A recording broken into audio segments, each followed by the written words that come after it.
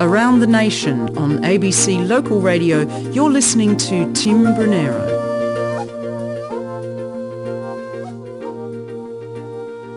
You're listening to ABC Overnights. Got a question for you this morning. Do you ever watch the TV news and you see Senator Jackie Lambie or Ricky Muir or Glenn Lazarus having a yak and you think, I could do that? They just seem like a normal person and they make a lot of sense. Do you ever think, I might have a crack? I might have a crack at the Senate. And you never know, that 200 grand a year might come in useful too. Well, if you've ever had that thought, I thought we might find out how to do it. How do you get yourself elected to the Senate? Glenn Druery is a man known commonly in popular culture as the preference whisperer. He has helped many parliamentarians get their bum on that red leather in the Senate. I thought we might find out what it takes to do that. He joins me on the line from Colorado. G'day, Glenn. G'day, Tim. How are you, mate? Look, I'm really well. How do you do it? How do you go about saying, I reckon I could do that. I've got opinions and I reckon I could earn 200 grand a year. How do you start? I get a lot of people come to me and want to enter Parliament, and after the publicity that was generated in 2013, I think some of them think that I'm Harry Potter and I can somehow wave a magic wand and they're going to be a senator or a member of the upper house somewhere.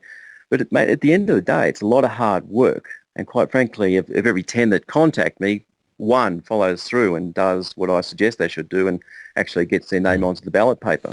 Okay, so let's just say I'm Joe Bloggs and I decide that I'm going to run for the Senate. What's the first step? Well, if you came to me and said, Glenn, I want to enter Parliament, I'm passionate about, what's an issue, Tim? Saving the ABC? Oh, what about, saving the ABC? All right, you want to run and stop cuts to the ABC and so on and so forth. So usually you will have in your mind that I'm going to run as an independent, and usually you've got a disease that I coined many years ago called candidate's disease. Now, candidate's disease is terminal. That's when you think that you're actually going to become the next Prime Minister. And I can assure you, of everybody that contacts me, 90% have candidate's disease. So what I will say to you is, what you need to do is forget about running as an independent. You've got to form a political party. Now, that shakes a lot of people right from the start, because to form a political party, you need to collect 500 members. And of many people that I advise to do that, the overwhelming majority never, ever actually get to the start gate. So last election, I think we had, 52 groups registered or thereabouts.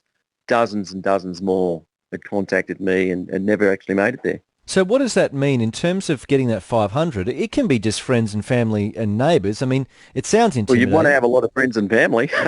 Yeah, so what? You just come up with a concept and all they've got to do is sign, or they have to pay membership? I mean, how much paperwork are we talking? There's quite a bit. In the old days, when I first started doing this, nearly 20 years ago now, you had to actually write your name and party name and whatnot on a piece of paper.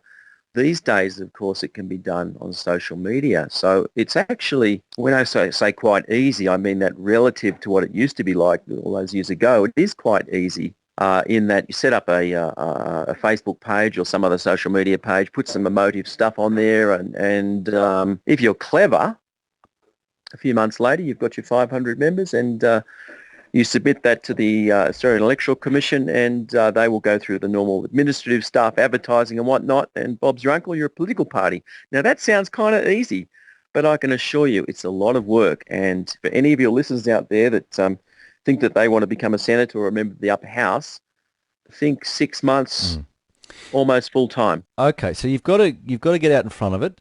We are told that there might be an election as early as just a few months away, so it might be the kind of thing that you want to get onto immediately. So you've got to get 500 names and addresses. They don't have to actually They must be registered to vote in Australia, so Australian citizens. Right, and then you just put a list together, and you say to the Electoral Commission, I'm starting a party. It's called the Save the ABC Party, and I've got 500 people's names and addresses. Is that all they have to do, or do they need signatures? Well, yeah, look, that rolls off the tongue pretty easy. It sounds pretty easy, but that's all they have to do. But that's a lot of work, Tim. Yeah. And in reality, look, Keating said something or alluded to something many years ago. He said a lot of things that I've never forgotten, but one of them was essentially that voters are stupid. Now they are. I mean, I've seen really smart people go in to vote and they do some really strange things. And similarly, I've seen some really smart people join a political party and they'll get their date of birth wrong. Can you imagine that? Or they'll get their address wrong or something like that. So of those 500 names, 10 to 20% are usually duds. So in reality, you've got to get up to 600 names or thereabouts and Okay. submit those. So we've got our 600 names and addresses and dates of birth. You're telling me we don't need a signature. We just have to say they're members of the party. We do need a signature. Okay. Sorry, we need a signature. But generally speaking, no money is required.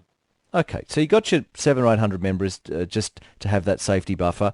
The AEC accepts you're a party. Then what next? Well, then the fun games begin. But that brings me to another point. Lots and lots of people over the years have wanted to enter the political process. They've put up a website, they've written a constitution, they've got office bearers, they have meetings, they've got bank accounts, but they forget about one thing, registration of the party. I can't tell you how many parties I've seen in the last 20 years who've never actually done the hard yards and gone out and got the members. They've played all the games and had all the fun, policy and all that sort of good stuff, but they've never done the hard yards. The So basic organisation. Yeah, okay. So that's you've done that. that's what happens next. So when you do form the party, that's when the fun begins. That's when you can start really getting into the nitty-gritty of policy and having meetings and fundraisers and street stalls and all that sort of stuff Yeah. that political parties do. Is there rules around how you've got to run your party? So, for example, do you have to show that you were elected as the chosen candidate to run in the Senate, for example? Well, yes, that depends on the constitution of the party, and constitution is just a fancy word for rules of the party. So it's really up to you when you form your Save the ABC party what you put in your constitution. Now, that could be a very, very democratic document that gives everybody a say, and often at this level, at my party level, I advise people not to do that. You just get bogged down in unnecessary nonsense. So really at this level, what you need to do is to be almost a benevolent dictator in terms of your constitution so you can get things done.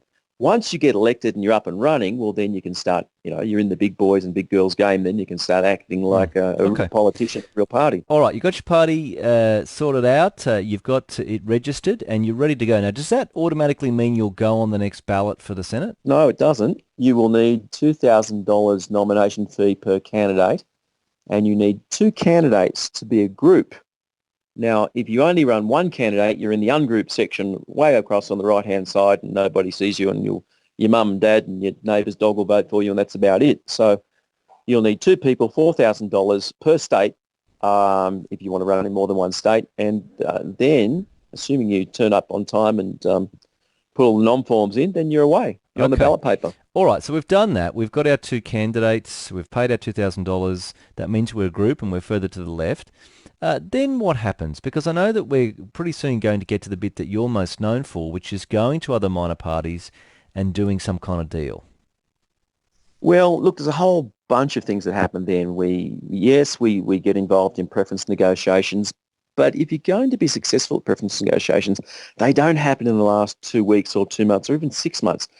People should be working on that now. If they're going to run the next election, they should be networking with other groups. They should be talking to all sorts of people, having cups of coffee and finding out what makes other parties tick. And that's the success, or one of the keys to the success is when I go and talk to people, I ask, how can I help you? How can I work with you? Many, many minor parties become so self-absorbed in what they're doing, they kind of lose the plot. So yes, all those preference games begin, but there's a whole bunch of other stuff that happens. The draw, for example, and now if you've never been to the draw and if your listeners have never been to the draw, they can do so, and that's usually about 2 weeks prior to the election, and that's kind of interesting. That's sort of like a lotto ball, marbles in a what it looks like lotto, and each number represents a political party, and all minor parties, of course, want that golden number, which is the first ball out, or the donkey vote. Now, the donkey vote can be worth, well, usually it's worth half to about 1 and a bit percent. But we saw at the last election, the 2013 federal election in New South Wales, David Lanehelm's Liberal Democrats, with the donkey vote with name confusion, pulled 10%, which was extraordinary. We've never seen anything like that before. Well, who do people think he was? The Liberals? Liberal Democrats. What do you reckon? But did people think he was a Liberal? Well, yeah. Yeah. I mean, I've never, ever, ever seen a donkey vote of nearly 10%. Okay. So people didn't really read it. They just went in. They quickly just put. Well, Oh, remember what Keating said? Voters are stupid. Okay. Or to that effect. So you've gone to the draw, but just in terms of preference deals, what do you? So effectively, you go to another minor party. Let's say you go to the roller skiing party, and I'm with say the ABC party. What are we actually saying? We're saying we submit a form to the AEC that tells them how we want our preferences to flow, or is it that's more? called the group voting ticket. Now, there's a bit of debate around at the moment as to whether we keep the group voting ticket or whether we get rid of the group voting ticket. Of course, the group voting ticket has allowed the Greens to exist, for example. It's allowed the Democrats to exist. It's allowed Nick Xenophon to exist. But often when many of these groups get elected, it's a case of I'm in the lifeboat, so they pull up the ladder and they want to get rid of it. But that aside, you want to do a negotiation with, what did you call it, the roller derby team? Roller skiing, the roller skiing party, yep. The roller skiing party. Well, you as the Save the ABC party, if it was me, if you were my client, I would advise you to go and find out what they're about. Read their website. See if there's anything you can connect with. And you know what? We all have something in common with someone else. There's always a connection somewhere. And build on that. Network. Go and talk to them. Hey, let's do a deal. Now, if I get elected, my door's open to you. I will work to help you with these issues. And similarly, if you get elected, I would expect you to do the same for me. So that's a conversation might go something like that. Yeah. Okay. But ultimately, once you've done all that sort of buttering them up, what do you want from them? You want them to put you high on their list that they give to the AEC, which tells the AEC the way you want the votes to flow if people vote above the line for your party, for your group. Yeah, in essence, yes. But what I think, quite successfully done over the last 20 years is educate most of the minor parties to do what the major parties do not want them to do. And let's not forget that the system we have has been put there by the major parties to benefit them. What I tell minor parties to do is work together before you go to the major parties. In other words, preference all the little guys before you go to the big guy. And if I was to put that another way, go shop at your local fruit shop instead of going to the big major stores. You know, help the locals out. Let's get some diversity into this piece. I know that you're a little bit coy about who exactly you've helped and who's had you on the payroll, but I think you actually did work for Ricky Muir as his chief of staff. So I suppose we can say that you must have had something to do with his, ascent from a very small party, a candidate to an actual senator. How do you do that? What's the where does it like? I mean, what's the tipping point? The magic. How do you get him up and not the other minor party you might have been helping? Look, Tim, I think I'd need a slide rule, a calculator, and a whiteboard, and 2 hours to explain all of that. But I've been doing this a long time. I know most, if not all of them, the players in minor party land. I certainly make it my business to meet all the new ones that come along. And as I said earlier, connect with people, find out what turns them on. What are they about? How do they want to save the world? And work with them, not against them. And that's the mistake that so many minor parties make is they'll go in and bang heads and they wonder why they don't get good deals. It took a lot of negotiations for Ricky to be elected, but there we are. We've got an ordinary bloke in the parliament who I think the media are starting to call him everyman senator now, aren't they? Something like that. Can we just talk about the implications of this? I mean, we kind of started talking jokingly, didn't we? Well, I did anyway, about getting elected to the Senate. It's a pretty long shot. But what's actually happened in the last couple of years is we've had quite a refreshing group who, at times have had the balance of power, who have been on what we call the crossbench, or Cunton as a crossbench. People like Nick Xenophon and Glenn Lazarus, Ricky Muir, Senator Lambie, who at various times really do cut through because they've got the power to stop legislation, and they're speaking from the heart, from their own life experience, and a lot of people find that really refreshing. Is that your view, that it's really good for our democracy? And if that's the case, how do we expand it out so we get a few more ordinary people in the Parliament? I think it's a wonderful thing for democracy that we have such a diversity of views in our Parliament. I mean, right now I'm in Colorado in the United States, and this is essentially a two-party state, and people moan and bitch to me here all the time about it's Tweedledum or Tweedledummer, and we've got a wonderfully mature system that allows the likes of Ricky Muir and Jackie Lambie and others to be elected, and that's a great thing. I mean, issues come to the fore that we knew nothing about. For example, Jackie Lambie told us about our servicemen and women who were being underpaid.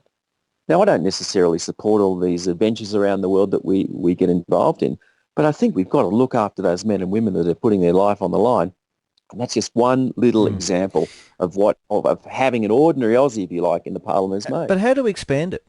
How do you make it so that it's even easier for smaller players to get elected so we do have lots of different voices rather than this kind of locked up party system where there are members of those parties that are so scared because of the factional warlords and because they want to progress up in the party, they don't speak their mind, and we have this sort of control exercised over our representatives?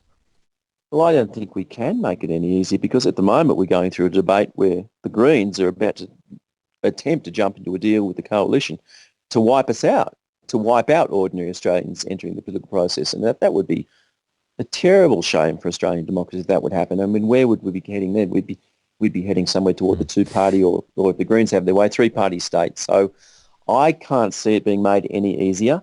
But if you had a magic wand and I'm just saying, forget about the reality of the day, how would you, just adjusting the mechanics of the system, make it easier for smaller parties to get elected? We could go back to what it was like in New South Wales prior to 1999 when there was only 200 members required. In some states there's only 100 members required. One thing I would do now, wish list aside, I'd certainly cut the nomination fees.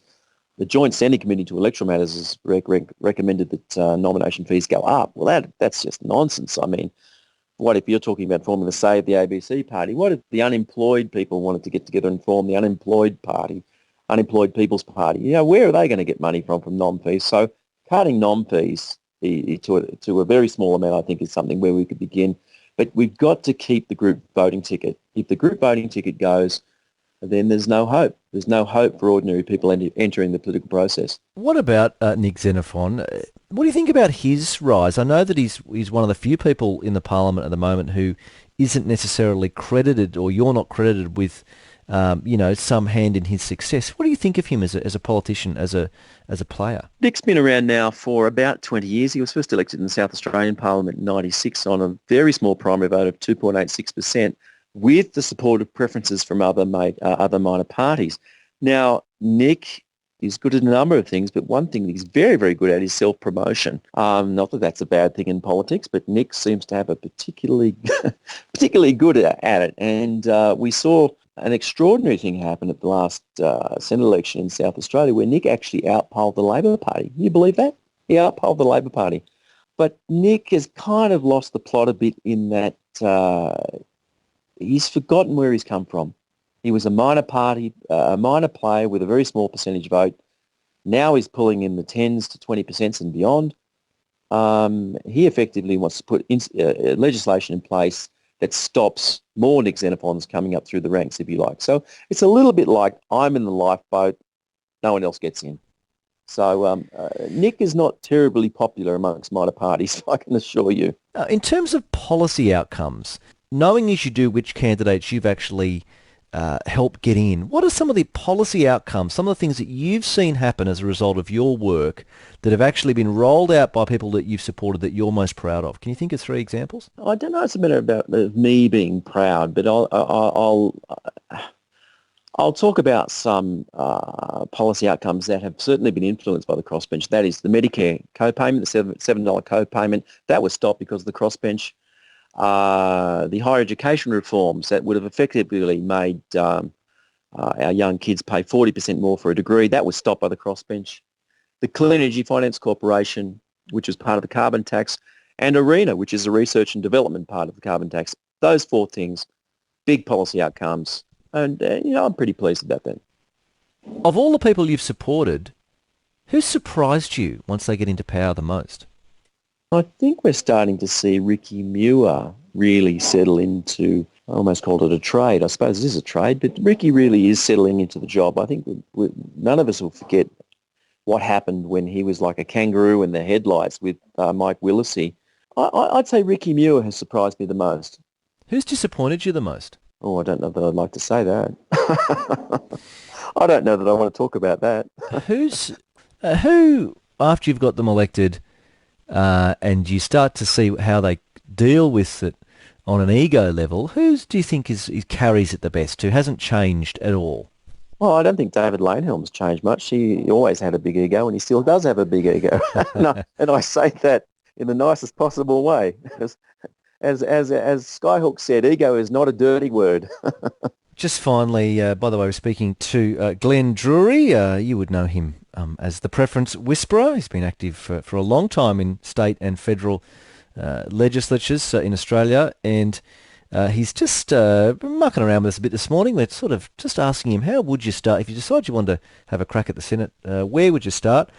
Just finally, what's your final word? You've warned about how much prep and time you've got to allocate for something like this, but is there any other little pearls of wisdom you've got for someone out there, and they could be a young person who's full of ideas and idealism, one little final tip or trick for them in terms of getting active and getting into our democracy?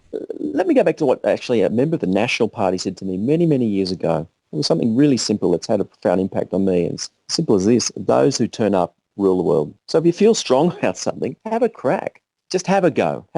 But I'll say this, I'll end with this, and I say this to many of my clients: be careful, you might get what you wish for.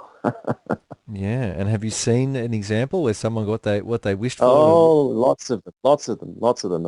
I 6 months down the track after they're elected, a year down the track, they'll invite me around for dinner, and we have a bit of a laugh, and it's it's not what people think. Being a politician is extremely busy. It's a lot of work, so be careful. You might get what you wish for. Well, I'm actually really interested. I know we've got to let you go, but I'm really interested in that point, because we do spend so much time bashing politicians that I wonder whether it wouldn't be really interesting just to hear a couple of examples of things that people say to you once they've been elected that they didn't realise, and maybe feel a bit more sympathy for politicians. What are some of the things you've mentioned? The hard work, and I suppose time away from family is another one.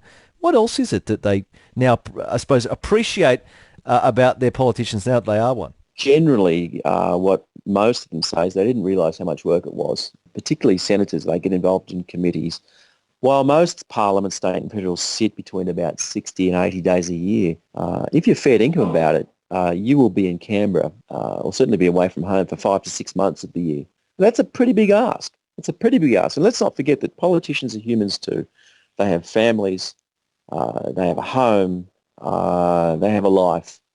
And I think we are a little bit harder on our politicians. What about the fact that once you get elected, you realise you can't be everything to everybody, and there's only a finite amount of cash? That's more of a question or a statement, I suppose. If you're in government, it's easy to ask for all sorts of things if you're in opposition or if you're a crossbench. But yeah, there is a finite amount of cash. But we touched on this earlier, by having a diversity of views, a diversity of people in the Senate, well, we are getting the government moderating much of their legislation, which again I think is a good thing. Well, Glenn Druery, it's been a pleasure to talk to you, or I should call you by your more well-known moniker as the preference whisperer. Thanks for having you act to us all the way from Colorado. Well, look, thanks for asking me on.